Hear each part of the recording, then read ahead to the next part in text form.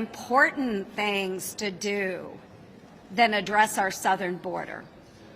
Secretary of Department of Homeland Security, Mayorkas, he says the border is secure. Don't buy it for an instant, and I know none of you do. Okay? Folks, we have a crisis on the southern border. They can't deny it. It's all smoke and mirrors. Don't look at it and we'll pretend it doesn't exist. People are starting to worry, and you hear Democrats starting to speak up about it now. Why? Because they know our country is going to be overrun with illegal entries. First step, folks, here's a simple solution. Secure the border. Leader McConnell. What do you say to Republicans who say this is the same type of operation we go through most years this time of year? You had Scott Perry, a prominent member of the Freedom Caucus, saying McConnell is going to roll us here with the big spending bill here. Just last week, you were suggesting there might not be enough time to do a short-term bill. Now you're saying there is enough time unless they don't get it done by the 22nd. What do you say? What I would say is I've been the majority leader and I've been the minority leader. Majority is better. Senator Schumer's in charge of the floor.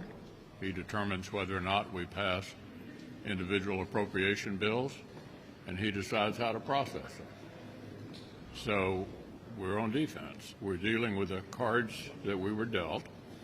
And what I would say is, given the fact that the Democrats have this presidency, the House, and the Senate, to meet our defense number and to not pay any bonus to the Democrats on the domestic side to achieve the defense number is far and away the best we could do, given the fact that we don't control the floor or the government. In Senator Sinema's decision, did you reach out to her and encourage her to caucus with Republicans or offer her committee assignments at the aisle? Look, she and I talk all the time. She has a lot of friends on our side of the aisle, including me. And I think she's decided she's genuinely an independent and is charting her own course.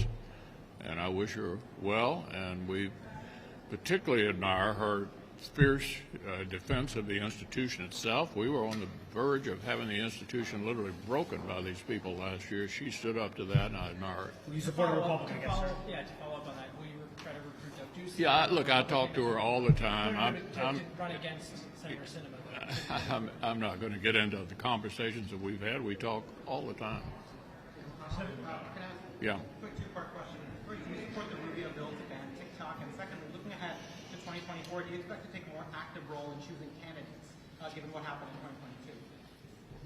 2022? Well, looking back at 22, some of you may recall, I never said there was a red wave.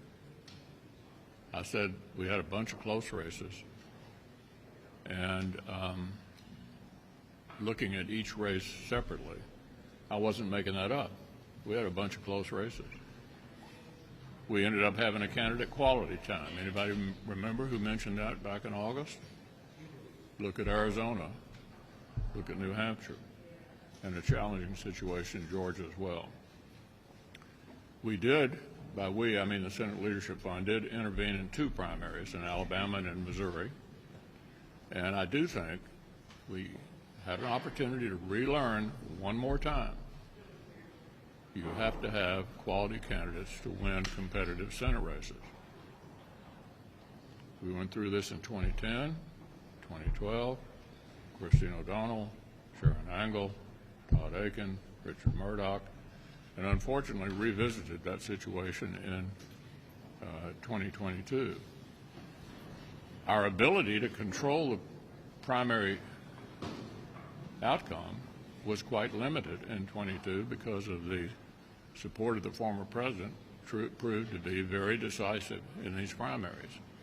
So my view was, do the best you can with the cards you're dealt. Hopefully in the next cycle, we'll have quality candidates everywhere and a better outcome. And the Rubio bill?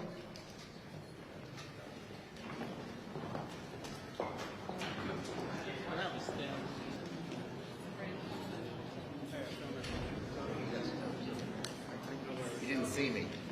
All right, sorry we're a little late. And let's get right to it. I'm with Senators Durbin and Stabenow. Senator Murray was supposed to be with us, but since we ran late, she had to go somewhere else. So we just had a very productive lunch as we lay out the next few weeks. Negotiations for the year-long omnibus continue forward. Though we're working tirelessly, we need a bit more time beyond this week to get an omnibus done, avoid a needless shutdown. Prepared to pass a one-week CR this week and give negotiators more time to finish up before the holidays. An omnibus remains the best and most responsible option to ensure we have all the resources we need to serve the American people at full capacity like they deserve. And I expect an omnibus will contain priorities that both sides want, including more funding for Ukraine and the Electoral Count Act, which my colleagues in the Rules Committee have really done a very good job on. And after all the work we've done this year to pass important new bills, a long-term CR could prevent investments. Take, for instance, the PACT Act. It's a great thing. Everyone likes it. Passed with 80-some-odd votes, I think. We need to fund it. You have a CR, it won't be funded, and those veterans will be left out. Okay. So the vast majority of us don't want to see a CR, and there's absolutely no reason for it to happen. That's why the best option for American people is to proceed to an omnibus. On judges, today we hope to confirm Dana Douglas, a distinguished public servant, will serve on the Fifth Circuit. That's covering Texas, Louisiana, Mississippi. If confirmed, Judge Douglas will be the 11th black woman to serve as a circuit court judge. That's a record, far and away, for any single session of Congress. And finally, I'd remiss if I didn't bring up the history that our country will mark today. This afternoon, I will be proudly, happily, my heart full, joining President Biden as he signs the Respect for Marriage Act into law. For many Americans in same-sex marriages or one who wish to marry the person they love, today's a day of relief and joy, but also of history. Few bills have hit home for members quite like this one. Marriage equality is not just the right thing to do for America, it's personal for so many of us and our families. This is the tie I wore to my daughter's wedding to her wife. Trying to not spill anything on it, which I often do, but so far so good. And my daughter and her wife are expecting their first child, my third grandchild next spring. I want them to raise their child with all the love and security that every child deserves. Thanks to the dogged work of many of my colleagues, my grandchild will live in a world that will respect and honor their mother's marriage. And look, nothing about the respect for marriage was inevitable. On the contrary, it took a lot of faith and some risk-taking to get to this point. When I made the choice to delay, I had to rely on the better angels of human nature to say people knew this was right, and if we delayed and didn't just put down a symbolic vote, people would rise to the occasion. And so,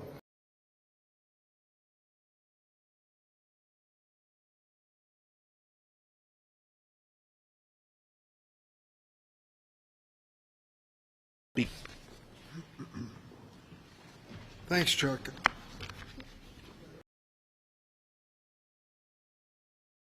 Federal judge during the Biden administration, setting a new record. 12 more judges than Trump in his first 2 years, and dramatically more than Obama in his first 2 years. You have to go back to the Clinton era to see 2 years more productive for judges. But of course, it was a different story then. Over 100 of the judges approved in the Clinton era were by voice vote. We should be so lucky. But these 97 judges are a step toward rebalancing the court, and we hope that even more will be approved this year. We also have 29 still remaining on the calendar, which we're going to do our level best to help before the end of this session, and I have 8 more ready to be reported from the committee right after the first of the year. We're taking this very seriously. We're going to rebalance the court, not just with diversity, but diversity that counts in life experience, and I think Senator Schumer pointed to that element as well. We are trying at the last minute to come up with some negotiations on avoiding a continuing resolution and moving forward with a omnibus spending bill. The Republicans should be with us. It was the Republicans who in the last campaign talked about defunding the police. Do you know what a CR does?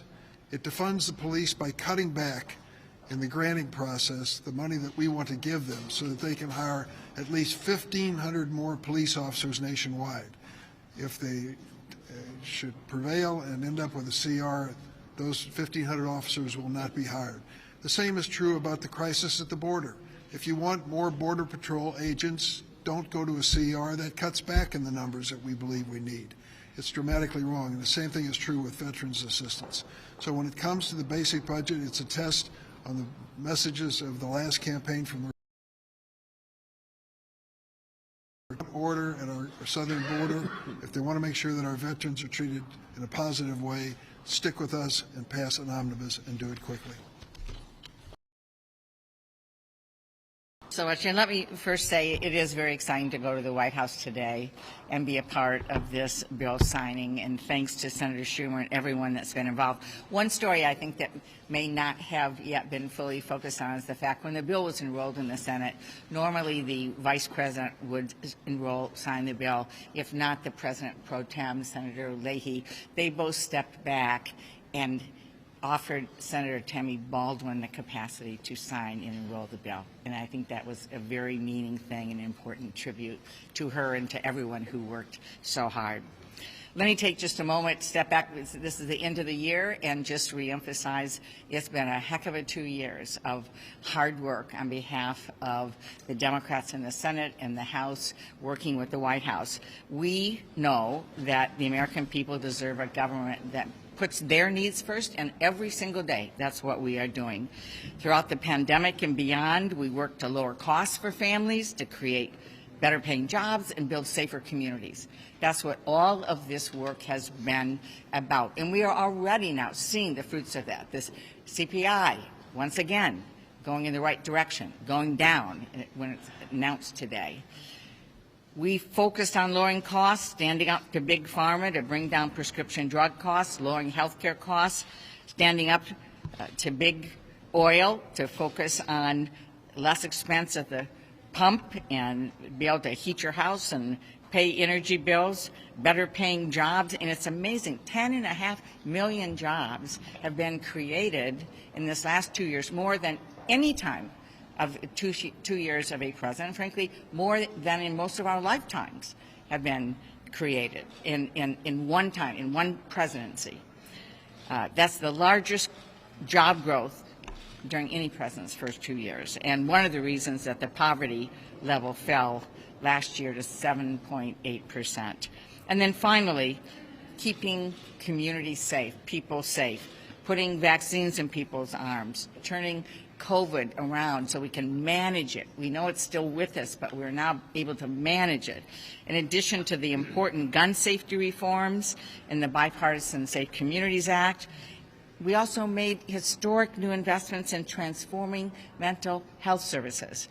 It's about keeping communities safe. We ensured our local police and fire departments were funded, and we passed also the most significant climate reforms in our history. So, unfortunately, meanwhile, MAGA Republicans care only about one thing, their own power. We're going to keep putting people first as we go into this new year. We're going to build on what we have done to move the economy forward, keep people safe, and lower their costs. Thank you. We're only going to take a few because we got to get to the White House. Way back there.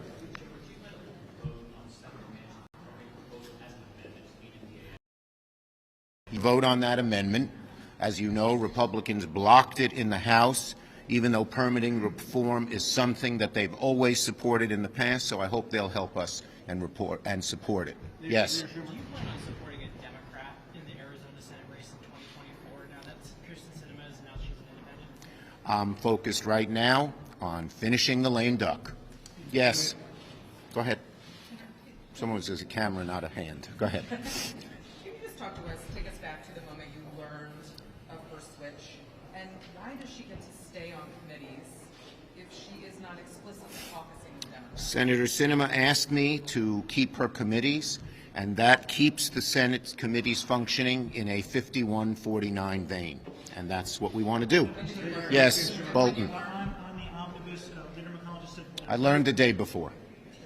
On the Yeah. omnibus, Leader McConnell just said that negotiators are very close to a deal. Do you expect something today or Wednesday? And are you confident the ECA will in fact be part of that? Second, I am very optimistic that ECA will be part of it. I think it has the support of all four leaders, and that's very important to get done. We're getting closer on the omnibus. There's still some disagreements. I'm hopeful we can get it done quickly. Last one. Do you see any tax extenders being added to the omnibus, or are those Do I see any what? tax extenders? Well, we'd like to do some tax things, but our caucus feels very strongly that your child tax credit should be there as long as there are some corporate tax breaks, and so far we don't have agreement from the Republicans. Thank you, everybody.